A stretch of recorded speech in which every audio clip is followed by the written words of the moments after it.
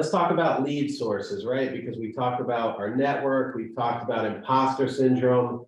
Let's talk about lead sources. Now, what lead source, okay, has been outside of your referral network, has been your number one best friend in luxury real estate? We're going to start with our friend Emiliano Conti. Venice is a really small town, so everybody knows everyone else. I was not born here, so I needed to live here, move here. I studied here actually when I was a lot younger, and then just go around. It's just really a small town, and from people to people, and that's it. Sorry, it's not quite interesting. That's okay. That's all right. It's really different here in Venice. If you know it, it's really a small town, and you need to be prepared, and you don't need to lose your face or your reputation. Reputation is the best. So you do one sale, you have a referral of friends and families, and big families owns a lot of property. So you sell one property of one brother, you have 10 other properties of the other brothers, uncles, and so on. So big Italian families, absolutely. Word of mouth is absolutely huge. How about Joanie Heighes? Joanie Heighes, what is your, thank you, Emiliano, thank you. Joanie Heighes, what is your number one top lead source right now for luxury real estate? Word of mouth, absolutely.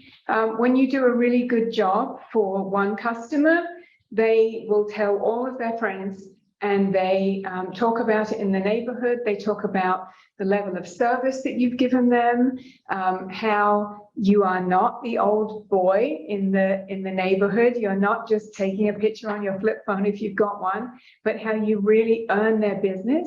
You've exceeded their expectations, you show them respect, and you got results. And that if you can build on top of each success that you have, put it on social media, talk about it a little bit, be careful not to brag, just give the facts. But once you've broken into a particular neighborhood, then it just spreads. And then the other thing is, stay in touch with your customers. Put them on your Facebook page. I've heard people say, don't put someone on your Facebook page that you wouldn't allow in your living room. Well, I've done business with these people. They can come in, I'm happy, and then they see what I'm doing and how I'm a real person. I have grandchildren and I go places and do things, and then they comment, it was great to see that trip that you just took to Barcelona. It's whatever, but stay in touch with them, because that word of mouth is absolutely your lifeline. It's what keeps you going. They'll send you people. Absolutely, yeah. Social media is huge. Get in front of everybody, stay in front of them, and that increases word of mouth. I agree. How about Anne Malone? Anne Malone, what's your number one lead source right now in luxury real estate? Well, I mean, definitely just my contacts, friends, and so forth, and the people that they refer to me. That's definitely, my number one. And we've talked a little bit about that, how I know them through sports and boards and all kinds of other activities. But I would say I follow that up with direct mail. I think a postcard is a beautiful thing. It works in my market. Maybe it doesn't every market, but I think it's good. It keeps you in front of them in a more like direct real estate manner, like you're interacting with them socially, perhaps, or in a sport or whatever. But this just reinforces that, hey, I'm a professional. These are all the properties that I'm selling. I'm very active and I'm in your market. And then also social media. I feel really strongly about that. And yes, I do post my friends and associates, and I follow them and comment on all of what they're doing as well, which I think is really important. So Anne, have you had any return on investment on your postcards? If so, what is it? Go ahead. I think it's a cumulative effect, and it's hard to know, but I do have friends who are telling me they see my postcards and commenting on like how nice they are and so forth. So I know it's getting through. I know the message is getting through, and it's a cumulative thing. Yeah, it's like radio or magazines. It's hard to really tell where it's coming from, but It's the reason why Coca-Cola is on billboards everywhere. It's all about just staying top of mind. Awesome. Exactly. Thank you. How about, let's jump over to Mike Rampf. What's your number one lead source right now? Joanie, I definitely look forward to meeting you in person. I run my business very similar style to you. I don't like bragging. That's not my thing. My social media team forced me to do things. I'm not a social media person. I think the last time I posted something on my social or my personal Facebook or Instagram was probably a year ago. So I'm an anomaly. I don't push social media. I don't like to brag. I rely on word of mouth, my past clients, my sphere of influence, the people that I know. That's where I'm getting most of my business. I spend a lot of time and effort maintaining relationships with them, seeing them off and sending them birth cards, anniversaries, sending them flowers, staying in contact, taking them for lunch. I really work my database. Every single person I meet that will give me their email address, that my first goal is to add them to our newsletter. So I'm constantly staying in contact with them through that. And then I've heard BNI come up a few times. My first 10 years of my career was at BNI. And it was absolutely incredible to get out there to meet people that were interested in real estate, that wanted to buy and sell. Have to be BNI, but it has to be a networking source. You have to be meeting these people on a regular basis. I've subsequently started my own charity-focused networking group, and I've got entrepreneurs from Vancouver, and all our goal is to fundraise for X, Y, Z. We have people come to us, we're trying to raise money, and we try and promote our networks to help this charity. And that way I'm sitting in a room with like-minded, very successful entrepreneurs and business people in Vancouver on a regular basis. And then the mailer, that postcard, I know my exact numbers. I know how much it costs. I know how much I earn per year. I know where the lead comes from. That is one of my most amazing and profitable market spends that I have. I use a company called REM Real Estate Marketing. REM. I think you have it in the States. I've been using them for 15 years now in the neighborhood that I work.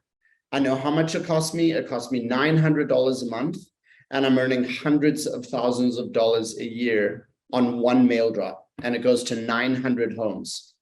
So that's, if you don't do it, you should have started it a long time ago. If you haven't, start it today. You have to do it and do it consistently. If I sell something and I just send out a mail drop, I get a call maybe once a year if I'm lucky, and it never turned into anything. A constant solid farm area, and I just grew it a little bit every time I sold something. The profitability on that is unbelievable. I think that's a must. And your database, working your database and a farm and authentically meeting people. That's fantastic. Awesome. So the name was REM. Valerie asked REM, you said? Yeah, REM, Real Estate Marketing. It's a program. You don't get to see the database. They send a beautiful flyer. You can do a 4-page or a 2-page. It's nice hard stock. It's got their name, so it's addressed to the homeowner, Jane and Joe. Thanks for reading this newsletter. This is a personal note from Mike Rampf. Here are the stats on your neighbor. The houses that we sold last month. These are the other houses that sold last month. Do you have any questions? Free home evaluation. And whenever I do a listing presentation, that flyer and all the other ones are sitting on the countertop, and they've been looking at it because it's got useful information. It's got stats. And it literally took me 10 minutes to talk to the person that designed it, and she just sends it. And for $1.50, for a piece that gets sent, it's unbelievable. And the quality is better than anything else in the mailbox. I love it. And just keep a note, guys, that anytime we're talking about technology or companies, sometimes it varies from Canada to the United States to Italy to, so just there are, if you can't get that service here in America or Italy, there might be something else like it. Jennifer Vargas, from Houston, Texas. What's your number one lead source right now? So my number one lead source is actually people who call me, buyers calling me on my listings that are unrepresented. That is my number one. I started this in this business with my own personal rental. And when somebody would call and ask about it, and I didn't think they were, like they didn't work out, I say, well, let me help you find something. That's how that snowballed into every person that calls on one of my listings. If they're not represented, I'd be like, obviously you're looking for this. Have you thought about this? Let me help you. Let me meet you. Let's go over a few things. Let's sit down and talk about your goals. Are you looking for, just a farm? Are you looking to invest? Because there's different aspects of that. But yeah, that's my number one lead source, is the unrepresented buyers calling me on my listings.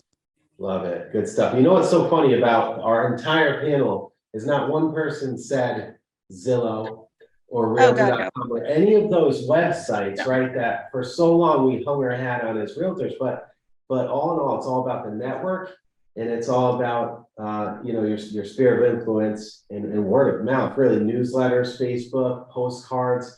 Really, I wasn't expecting to hear all of that, but that's really, really great. So.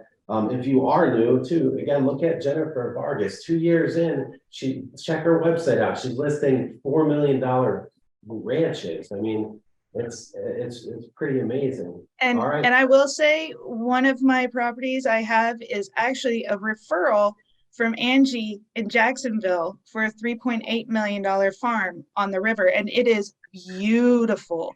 It is absolutely beautiful. And those sellers, she is one of the most amazing people I've ever met. Her guideline for people coming in has to match the Hermes catalogs. That is it. And when we came in, our marketing, our system, how we do things, we matched her criteria, and she loves it. And I send her GG magazines, and she loves it. She's dying to meet Christian Volker. I'm like, if I could make that happen, that would be amazing. But that was another income, source of sellers that I get, or even buyers, is the referrals from the other shops.